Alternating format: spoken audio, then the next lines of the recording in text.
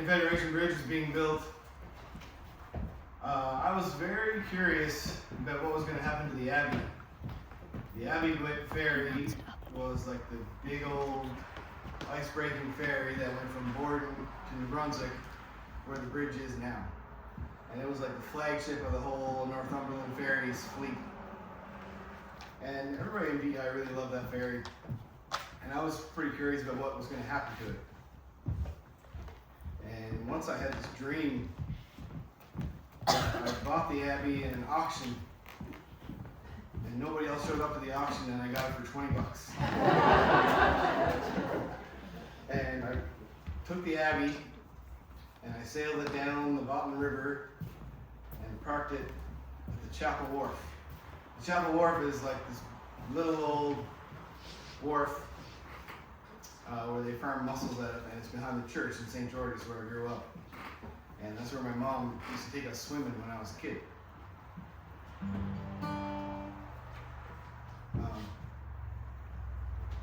This is a side story, I'm getting off on a tangent here. But my mom used to take us swimming down at the Chapel Wharf, me and my cousin Chris. And she had this old AMC Concorde car. And it was old, but she just loved it. So whenever we came out of the water, we were all soaking wet with salt water. She wouldn't let us get on the seats. She'd open up the trunk and go, "Get in, kids, you're not gonna ruin my seats." So me and my cousin Chris would get in the trunk, and my job would be just to hold it shut, but not totally shut. And like, I have a little girl now, and I'm pretty sure I would go to prison.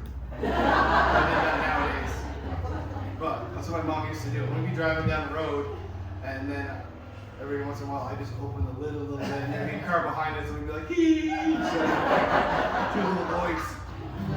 Crazy. But yeah, I had this dream, and I sailed that old ferry up to the Chapel Wharf.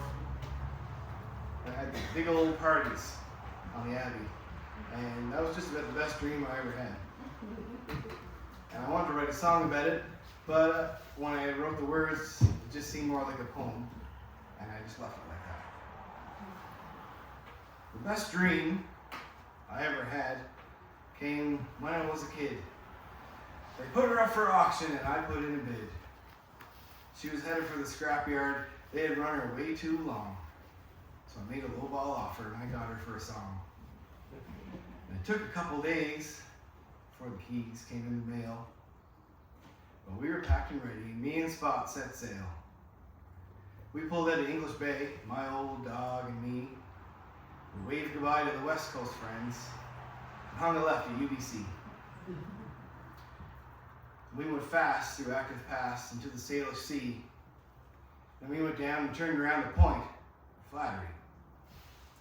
From there, we headed south, just as fast as she could go, past Portland, San Francisco, Baja, and Mexico. And you couldn't sail a trip to scale without going to extremes, but it only took one night because that's how it goes in dreams. The sun was only setting when we went around Cape Horn, and we watched the red shores rising when it came up in the morning. We sailed her up the bottom, and we anchored off the Chapel Wharf. I used my dad's old rowboat to bring my best friends back and forth. We had the biggest parties ever had on any boat. The Abbey was my castle, and the bottom was my moat. And when I finally woke up from the dream that was the best, poor old Spot was gone again, and I was back out west. But at least I have memories from the parties and the trip, from when I was the captain, and the Abbey was my ship.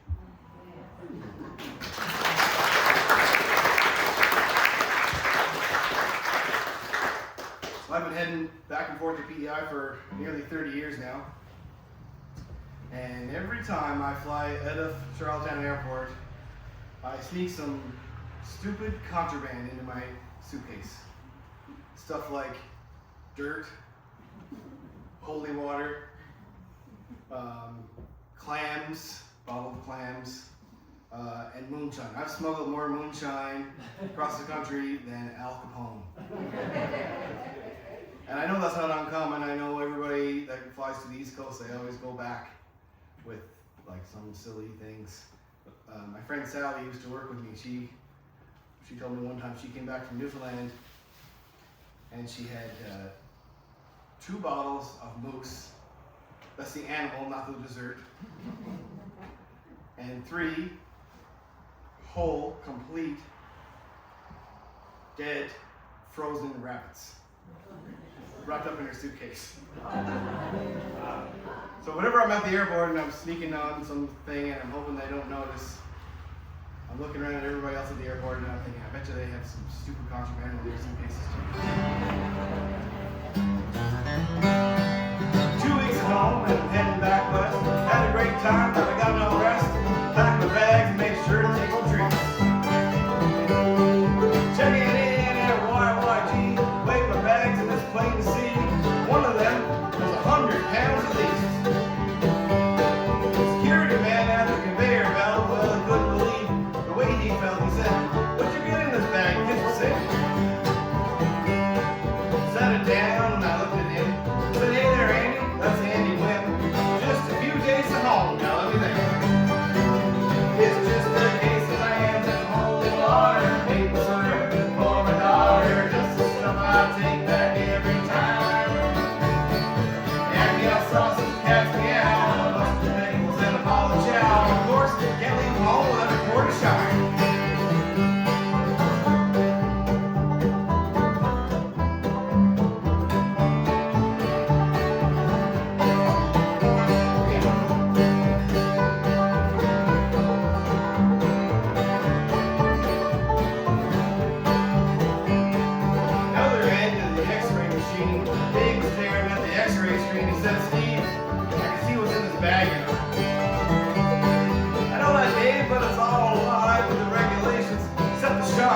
I got that from you 2 nights ago. It's just a case of lands and holy water. Maple syrup for my daughter. Just the stuff I take back every time. And the old sausage cats me out. Mustard bagels and a bottle of chow. Of course, can't leave home without a quart of shine.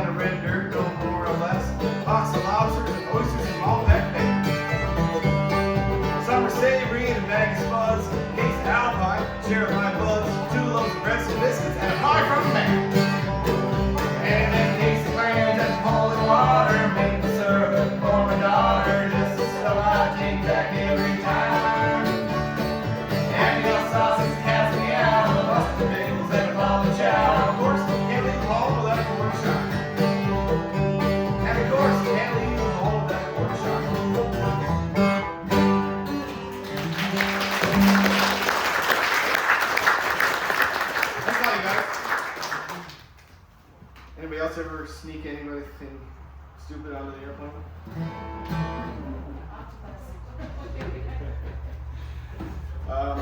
Who here remembers the 1977 classic film Smokey and the Bandit? Right? Probably when you guys watched that movie, you thought that Burt Reynolds was the star, ripping around in Bandit 1, Trans Am, getting the girl and showing off.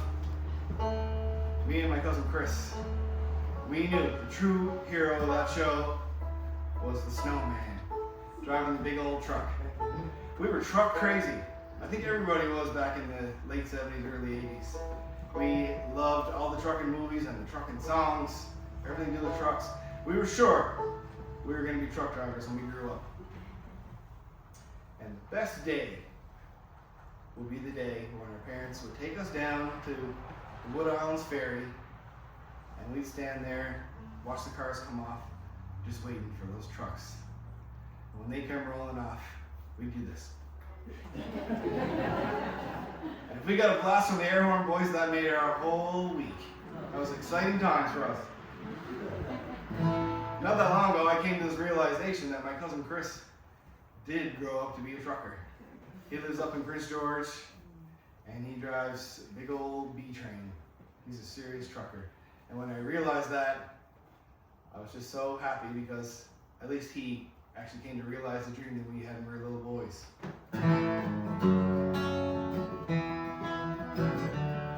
So I wrote the song.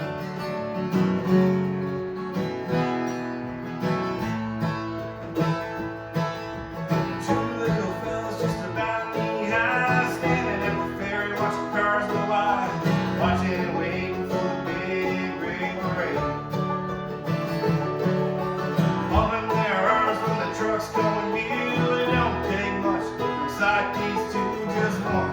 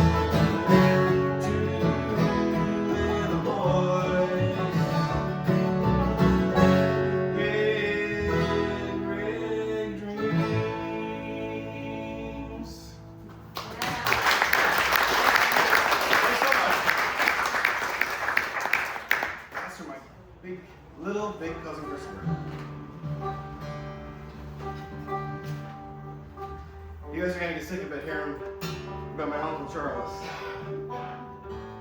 I told you before that he spent all that time raising all those cows, and he grew up that farm into being a really substantial dairy operation. But when his sons took over the farm, they had to make some changes, and they decided to get out of the dairy and just focus on beef. And there's a few hundred more cows on my farm now than there ever was before. But dairy cows are different because you touch them with your hands every day. And you have this 20-year relationship with them, and you know their individual personalities and they know you. And you have this bond. So when that truck came up the driveway and hauled away those dairy cows, my uncle was devastated. And he never, ever got over it. And I was home one time visiting, and I went over to the farm. He told me that the night before he had this dream that he woke up and went out into the farmyard, and all the cows were walking up the lane. They had found their way home and they were coming home. And it wasn't just the ones that got hauled away in that truck. It was ones that he remembered from his whole lifetime. Ones that he loved and had this relationship with for a long time. And again, my uncle told me a story, and I had to immediately run home and write the song.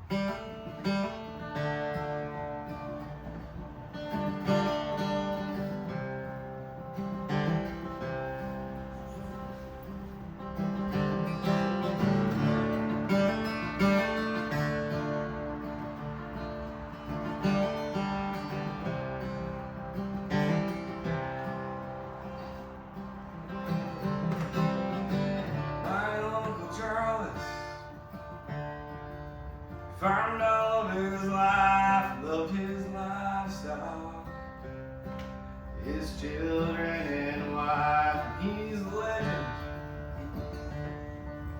all around these parts.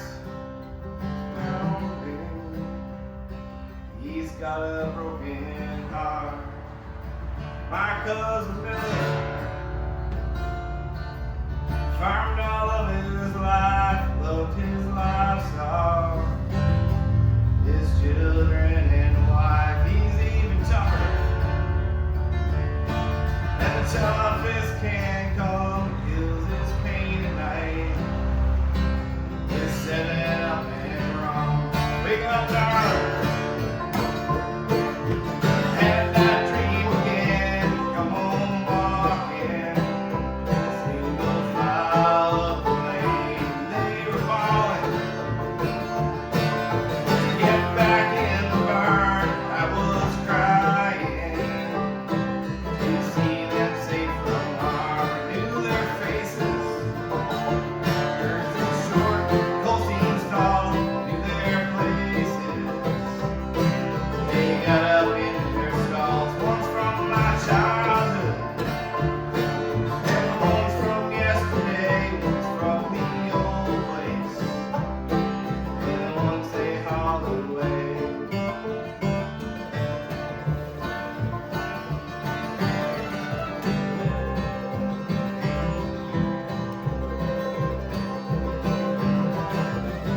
Mornings and evenings, every single day. Lights, fan, radio, green and straw and hay. I can't remember exactly how it felt. A stool around my waist and a teeth dip on my belt. Spent my life here, did the best I could, make decisions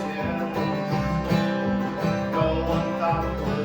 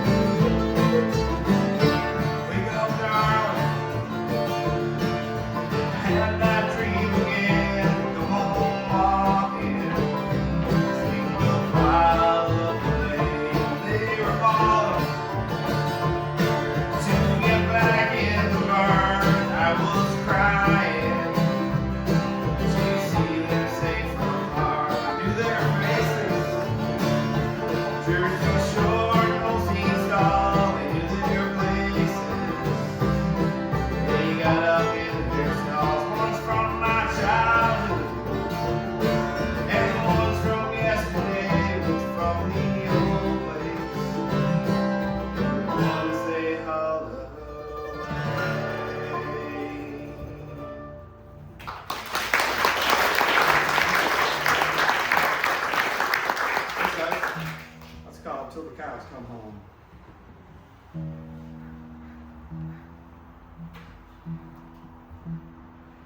How's everybody doing? Okay? Really appreciate you being here. I want to introduce the band. We have my good friend Gerard Lynch. On the mandolin. My good friend John Oswald on the stand-up bass.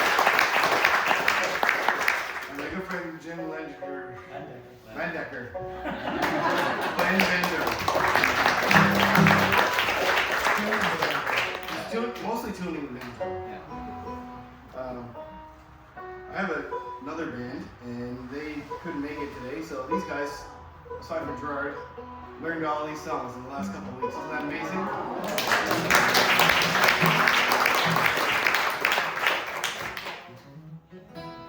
A few years ago, quite a few years ago now, I had to come home and make a confession to my partner Corey there at the back. I had to tell her that I had been seeing someone else. I had been stopping at the Burnaby SPCA after work and walking this crazy dog. And when I first saw him at the SPCA, he tried to basically chew his way and claw his way through the cage to get to me. And only a complete lunatic would bring a dog like that home. But I love the little bugger, and I knew with lots of time and consistency and love, he would turn into be a really good boy. And after 5 or 6 years, I came to the realization that I had made a massive mistake. Every word of the song is 100% true. And I hope you sing along with the chorus. Well, he's a high 57 with some shepherd in the mix. House trained when we got him, and we taught him some tricks. He dug a hole in the mattress, right down to the springs. Good dog, he is just that things. When I first met him at the shelter, he nearly lost his mind. On us in the jail cell where he got left behind. Better take him home and I love him, he'll get better, I just know. 5 years coming, gone so crazy, that's the road. 'Cause he's a Heinz 57 with some shepherd in the mix. How strange when we got him and we taught him some tricks. Dug a hole in the mattress, right down to the springs. He's a good dog, he is just that things. Handle it.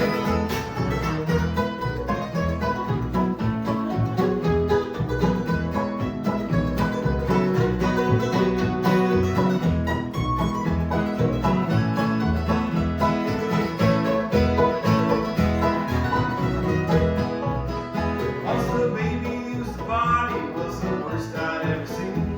By the time I got the kid cleaned up, the body was licked clean. It wasn't really his fault, just a case of my bad luck. He ate a pound of butter and he parked it in my truck. 'Cause he's a Heinz 57 with some shepherd in the mix. House trained when we got him and we taught him some tricks. Dug a hole in the mattress, right down to the springs. He's a good dog, he is just that thing. Let's have it.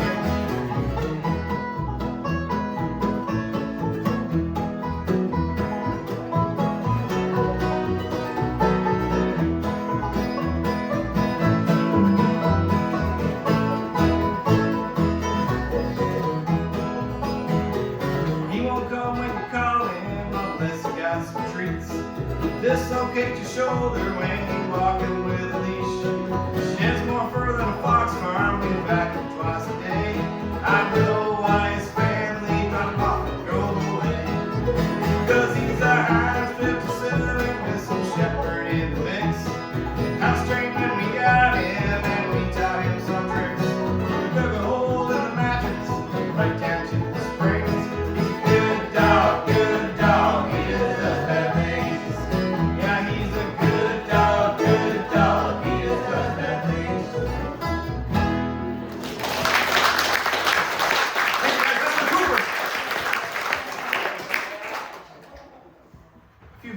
room had the pleasure of experiencing Hoover. We're all still alive. We all survived.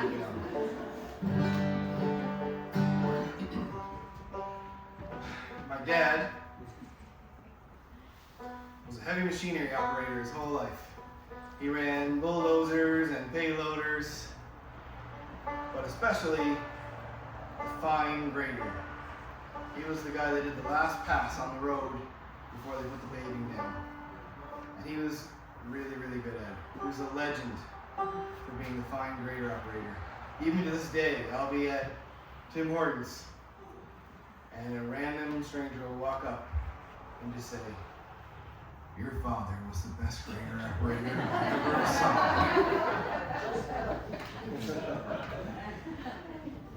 And after he retired, he got into building furniture. He would make these amazing coffee tables and hutches and furniture. Basically every piece of furniture in my dad's house he made. And they're all beautiful.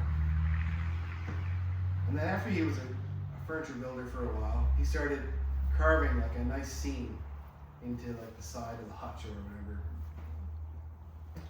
And then he took to just doing the carvings. He would carve these amazing birds, all these birds that he loves, and make them look like they were about to fly off. And then he started painting them, and he would paint these colors exactly perfectly, like you would think you were looking at a real barn owl. And then he kind of gave up the carving. Now he just paints. I just sort of witnessed this evolution of construction guy to just total artist over the last 30 years. And I just think that's really super cool. So I wrote this song called Road Machines.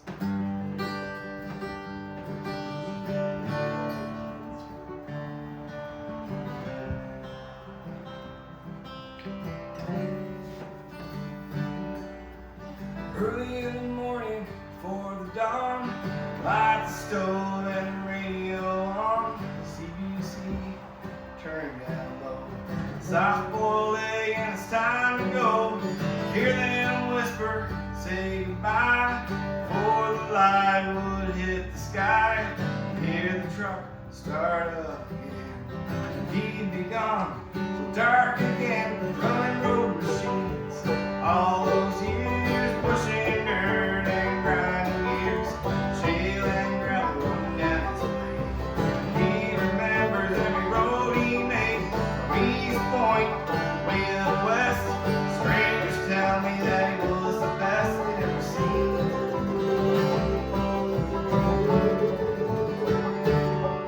Running road machines. He had a pickup truck, an old straight six, topping out about 80 clicks. 4-speed with a tractor load, good for hauling, but she was slow. Drive that truck every side. I'll be waiting at the lane for him that night, waiting down the F-150, letting me steer, sitting on his knee. He ran road machines all those years, pushing dirt and grinding gears, shale and gravel running down his blade. He remembers every road he made, East Point way up west. Strangers tell me that he was the best they'd ever seen.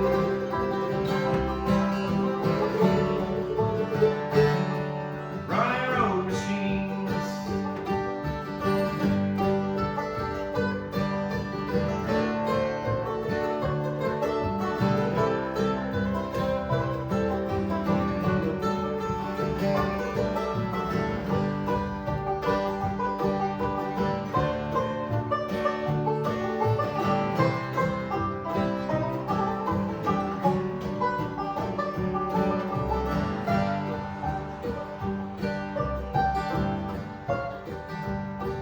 Well, he hasn't run a grader for a lifetime now. All those days are gone, so now he could do it if they called again. The old cat key is still on his chain, but those hands have turned to finer things. like painting every hair on a carbird's wings. His old boots are in the attic. He likes to fish and he's a bird fanatic. And a squirrel whisperer, chickadee whisperer, chainsaw slinger, split axe swinger. He's a whisperer talker, Duro walker, Friday night dancer. He beat cancer, he ran road machines, all those years pushing dirt and grinding gears, shale and gravel and he remembers every road he made, Reese Point, way up west. Strangers tell me that he was the best they'd ever seen.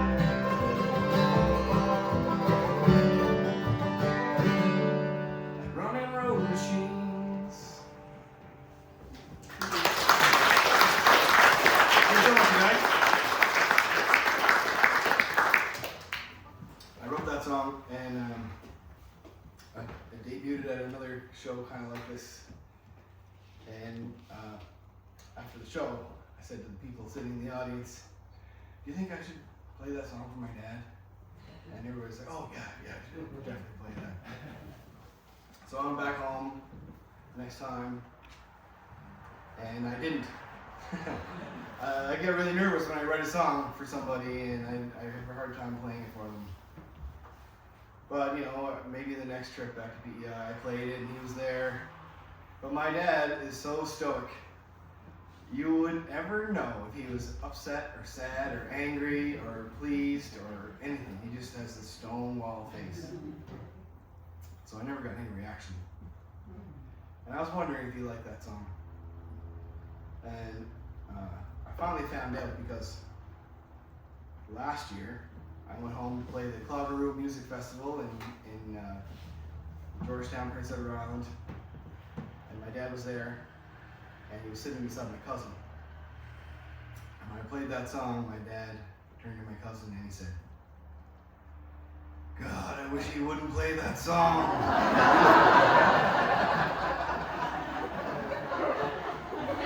So now I know how my dad truly feels about the song I wrote about him. I was gonna sneak another one in here. I haven't taught the guys this song, but I just thought I'd play it because we're in the room we're in. It's another song about my Uncle Charles. I'll just play it on my own. It's too difficult to teach right now. I knew it at one point. My uncle, I told you that he raised all those cows, and he raised all those kids, and mostly he had an incredible love affair with his wife, Clementine. And after Clemmy passed away, my uncle just sort of sat in the kitchen in his chair, and he didn't seem to have a need to go anywhere. He didn't get out of that chair. He barely left the kitchen, and he certainly never left the house. But he told me one time, once a year on his wedding anniversary, he gets in the car and he goes down to the church, because he's the kind of man that has his own keys to the church. He lets himself in, and he walks up to the altar, and he just stands there and closes his eyes and remembers Clemmy coming up the aisle. And that image he put in my mind, an old man standing there closing his eyes and remembering, so beautiful. I had to find a way to get it in other people's minds. It was the best day off that summer. Wind was warm and the hay was high. He was standing at the altar. It was the third day of July. He could see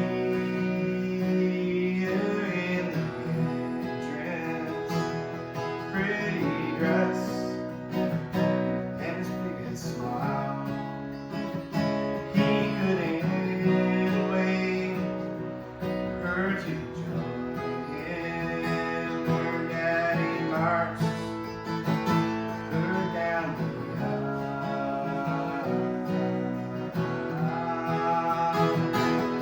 He was standing at the altar. Oh, my darling Clementine, I've been waiting for so long now.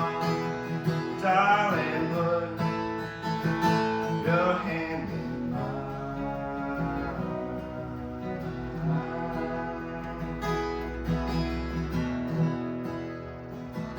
He mostly stays home with his memories. He doesn't stray far from his chair. Once a year he makes a journey, knowing she is waiting there. He can see her in the entrance. He still remembers every word. He shuts his eyes so he can see her like he did July with her.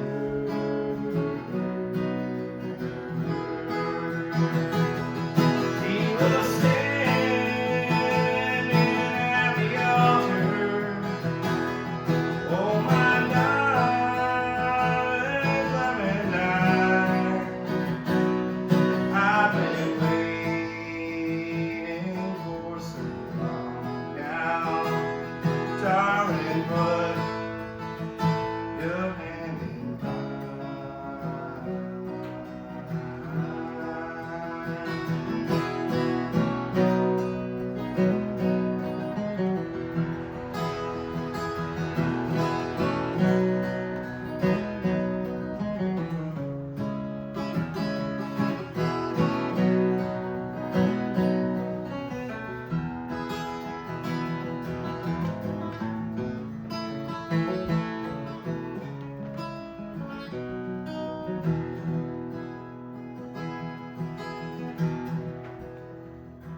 someday he'll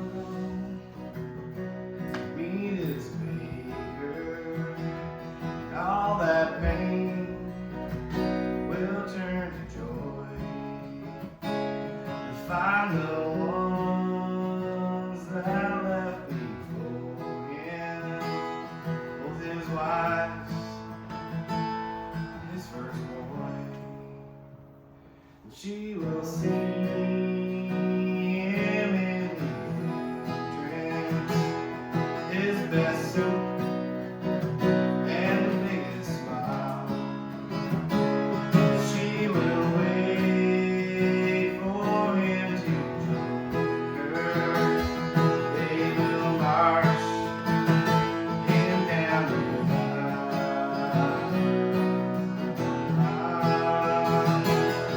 She'll be standing at the altar. Oh, my darling Clementine, I've been waiting for so long now. Darling, put your hand in mine.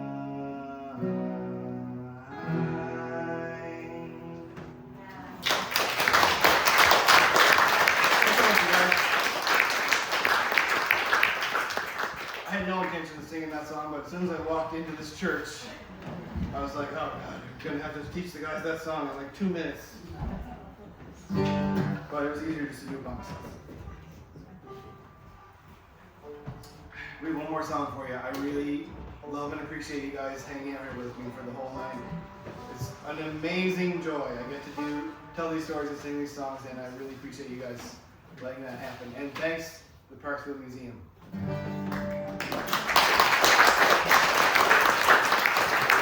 I'm going to sing the title track of my album, Sure Got Love.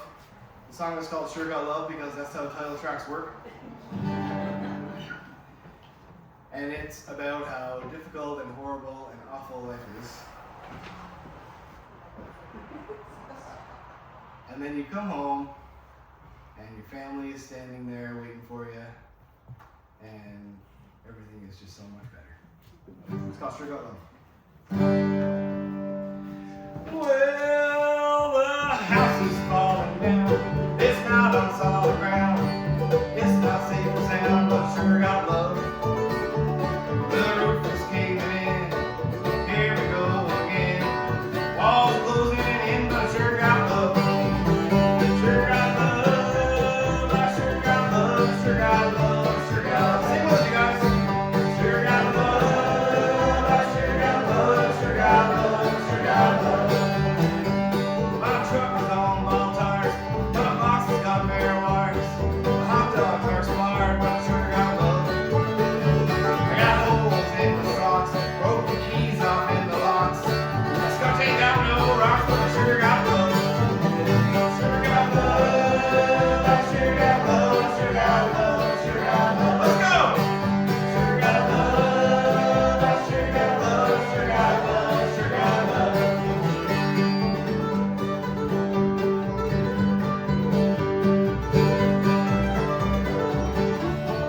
Let's burn that, you guys.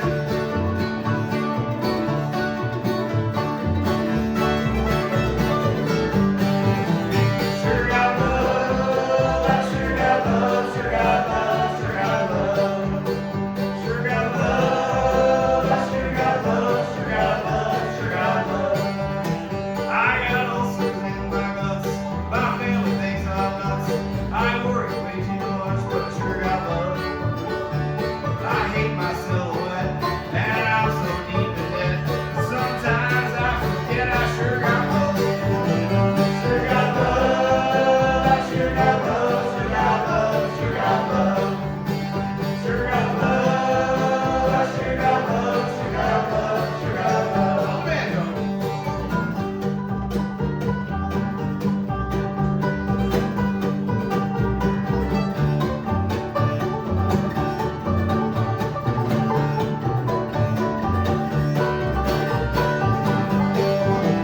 Sure got love. I sure got love. Sure got love. Sure got love.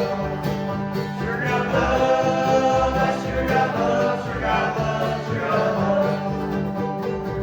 Almost out by 15, drive to work, tired of being bust my ass. 14 hours, I lost all my superpowers. Come back home, head in hand, this ain't the life I had planned. Through the door, just like a charm. Ever's there with open arms. I sure got love.